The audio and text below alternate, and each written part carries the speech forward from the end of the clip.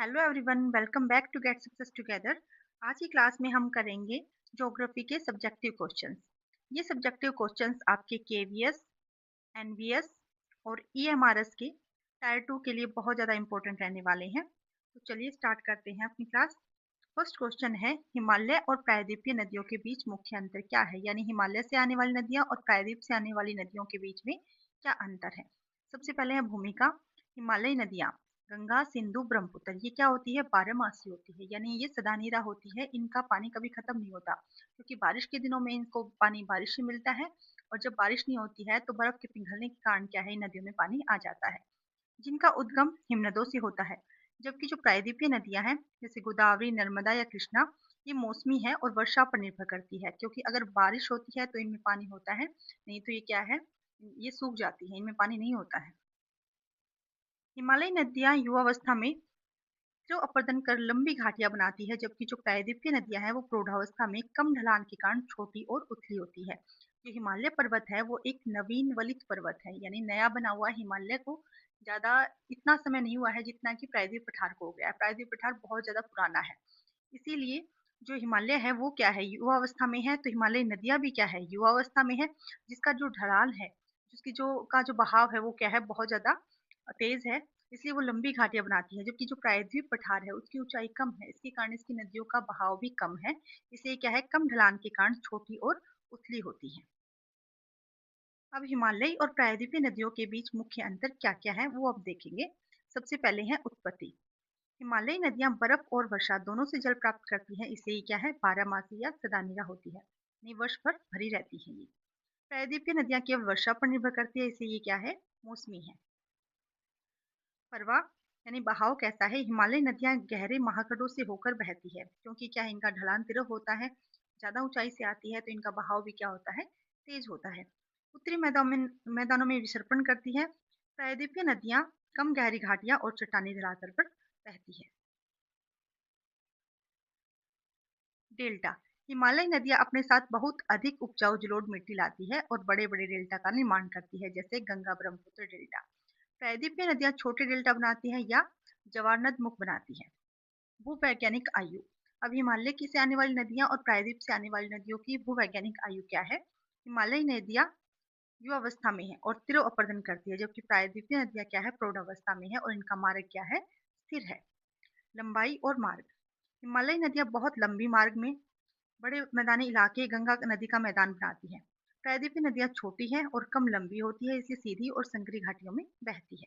निष्कर्ष क्या है, हिमालयी नदियां बड़े जल प्रणालियों के साथ तीव्र गति से बहती है और उपजाऊ मैदान बनाती है, जबकि जो प्रायद्वीपीय नदियां हैं वो मुख्य रूप से सिंचाई और जल विद्युत के लिए महत्वपूर्ण है, और ये किस पर निर्भर करती है, मानसून पर निर्भर करती है।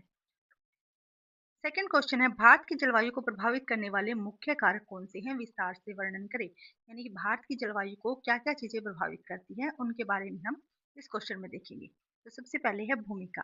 भारत की जलवायु को प्रभावित करने वाले कारकों में अक्षांश, हिमालय पर्वत, समुद्र से दूरी, ऊंचाई और मानसूनी हवाएं प्रमुख हैं, जो उष्णकटिबंधीय मानसूनी जलवायु का निर्माण करते हैं। कर्क रेखा के कारण दक्षिणी भाग उष्णकटिबंधीय है और उत्तरी भाग उपोष्णकटिबंधीय बन जाता है, जबकि हिमालय ठंडी हवाओं को रोकता है। भारत की जलवायु को प्रभावित करने वाले मुख्य कारक। अक्षांशीय स्थिति। अक्षांशीय रेखाएं कौन सी होती है? अक्षांशीय स्थिति, ये अक्षांशीय रेखाएं जो लेटी हुई रेखाएं हैं, जो लेटीट्यूड है वो क्या है, अक्षांशीय रेखाएं हैं। और देशांतरीय रेखाएं कौन सी होती हैं? जो लंबाई वर्टिकल्स होती हैं वो कौन सी हैं, देशांतरीय रेखाएं। भारत का विस्तार 8 डिग्री 4 मिनट नॉर्थ से 37 डिग्री 6 मिनट नॉर्थ अक्षांशों के बीच है। कर्क रेखा देश के मध्य से गुजरती है, जिसे दक्षिण में गर्म उष्ण और उत्तर में ठंडी उपोष्ण जलवायु रहती है। हिमालय पर्वत श्रृंखला। उत्तर में स्थित हिमालय एक अभेद दीवार की तरह काम करता है।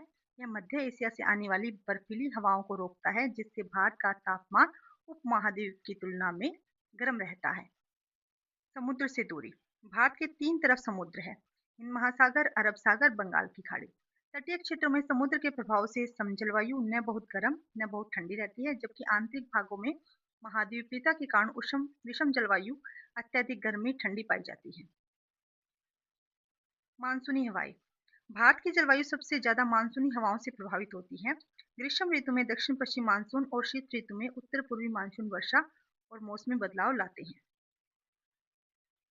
नेक्स्ट है ऊंचाई। समुद्र तल से ऊंचाई बढ़ने पर तापमान कम हो जाता है। हिमालयी क्षेत्रों की अधिक ऊंचाई के कारण वहां ठंड रहती है, जबकि मैदानी इलाकों में गर्म मौसम होता है।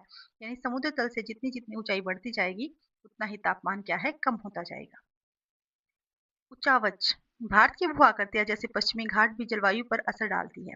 पश्चिमी घाट के पश्चिम में भारी वर्षा होती है, जबकि पूर्व का भाग अपेक्षाकृत सूखा रहता है। नेक्स्ट है जेट धाराएं और ऊपरी वायु परिसंचरण। पश्चिमी चक्रवाती विक्षोभ जो सर्दियों में उत्तर पश्चिम भारत में वर्षा करते हैं, वे जेट धाराओं द्वारा लाए जाते हैं।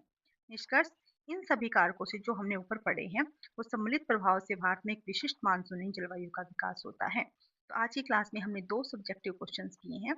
ये आपके लिए बहुत ज्यादा इंपॉर्टेंट रहने वाले हैं। ऐसे ही क्वेश्चंस के लिए जुड़े रहिए गेट सक्सेस टुगेदर के साथ। तब तक के लिए जय हिंद, जय भारत।